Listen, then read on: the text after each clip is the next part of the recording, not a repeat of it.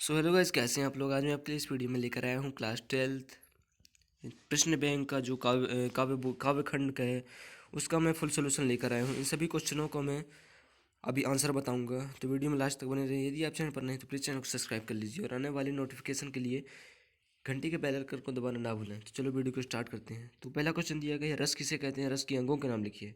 दूसरा, मानवीय करण अलंकार की परिभाषा लिखिए। ये वेरी वेरी आईएमपी क्वेश्चन है। इसके बाद हम इन सबसे पहले आप इसके स्क्रीनशॉट ले लीजिए, इसके बाद हम इनके आंसर की तरफ बढ़ते हैं। उम्मीद करता हूँ कि आप ले लिए होंगे। तो अब हम देखते हैं इसके आंसर की तरफ। तो पहला क्वेश्चन दिया गया था कि रस किसे कहते हैं और इसके अंगों के नाम। तो किसी काव्य पंक्ति को पढ़ने, देखने या सुनने में श्रोता या दर्शक को जो आनंद की अनुभूति होती है उसे हम रस कहते हैं। और रस के अंग स्थायी भाव, भाव, विभाव और अनुभाव होता है। इसे आप बहुत पहले से पढ़ चुके होंगे क्योंकि आप अभी तो 12th क्लास में हो, जो कि स्टैंडर्ड क्लास है एकदम। तो ये तो आपसे बनता ही होगा। तो काव्य बोध प्रश्नों के आंसर देख रहे हैं। दूसरा में आता है मानवीकरण अलंकार, कि जब जड़ पदार्थों और प्रकृति के अंग, नदी, पर्वत, पेड़, लगाएं, झरने व हवा, पत्थर, पक्षी आदि पर मानवीय क्रियाओं पर का आरोपण किया जाता है, तो अर्थात मनुष्य जैसा काव्य व्यवहार करता है हुआ दिखाई जाता है, वह वहाँ मानवीकरण अलंकार होता है। जैसे हर्षाया ताल लाया पानी परात भर के। इसके बाद हम नेक्स्ट क्वेश्चन देखते हैं। नेक्स्ट क्वेश्चन में दिया गया था विरोधाभास अलंकार किसे कहते हैं। तो फिर इसमें दिया गया है कि जहाँ विरोध का ना होते हुए भी विरोध का आभास कराया जाता है या फिर दिया जाए, वहाँ विरोधाभास अलंकार होता है। उदाहरण के रूप में, मन लाऊं सीपी में सागर, मन लाऊं मैं सीपी में सागर, प्रिय मेरी अब हार विजय क्या। तो ये विरोधाभास अलंकार। पांचवा क्वेश्चन में दिया गया था कि पूछा गया था कि संदेह अलंकार क्या होता है। तो यहाँ रूप, रंग, गुण, कर्म आदि की समानता होने पर एक वस्तु में दूसरी वस्तु का संदेह उत्पन्न हो जाता है, इसे हम संदेह अलंकार कहते हैं। उदाहरण, सारी बिच नारी है कि नारी बिच सारी है, सारी है कि नारी भी की सारी है। तो यहाँ पर इसका आंसर हो जाएगा। इसके बाद नेक्स्ट क्वेश्चन की तरफ बढ़ते हैं। नेक्स्ट क्वेश्चन में दिया गया है भ्रांतिमान अलंकार किसे कहते हैं।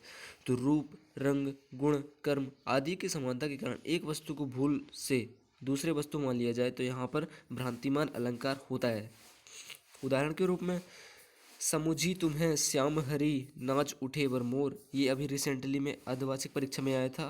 भ्रांतिमान अलंकार क्या होता है, इसके उदाहरण लिखिए।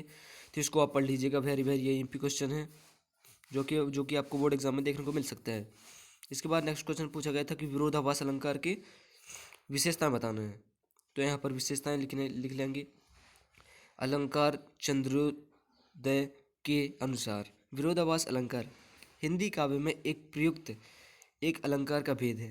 विरोधाभास अलंकार के अंतर्गत एक ही वाक्य में आपस में कटाक्ष करते हुए दो या दो से अधिक भावों का प्रयोग किया जाता है। इस वाक्य में जहर को मीठा भी बताया जाता है, जबकि ये ज्ञातत्व है कि जहर मीठा नहीं होता।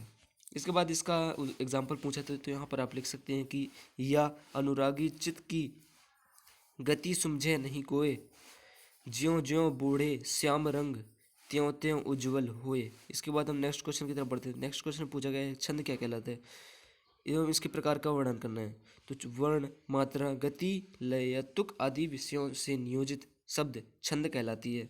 और छंद के जो छंद के प्रकार होते हैं, दो प्रकार के होते हैं। पहला वर्णिक छंद, जिसकी परिभाषा हो जाएगा जिन जिन शब्दों की रचना वर्णों की गणना के आधार पर की जाती है उन्हें वर्णिक छंद कहते हैं। दूसरा, मात्रिक छंद, जिन छंदों में मात्राओं की गणना की जाती है उसे हम मात्रिक छंद कहते हैं। इसके बाद हम दोहा छंद की तरफ बढ़ते हैं। तो दोहा छंद में पहला आता है कि इनके प्रथम व तृतीय चरणों में 13-13 मात्राएं तथा द्वितीय तथा चतुर्थ चरण में 11-11 मात्राएं होती है। एग्जाम्पल देख लेते हैं इसकी। तो मेरी भव बाधा हरो, मेरी भव बाधा हरो, राधा नागरी सोए, जा तन की झाई परे, श्याम हति दुति होए। तो आज के वीडियो में हमने वेरी वेरी एमपी क्वेश्चन देखा काव्य बोध के, जो कि प्रश्न बैंक के सॉल्यूशन आंसर थे। तो आज की वीडियो में बस इतना ही। आगे का जो भी वीडियो होगा मैं आपको जल्दी प्रोवाइड करवाऊंगा। तब तक के लिए धन्यवाद।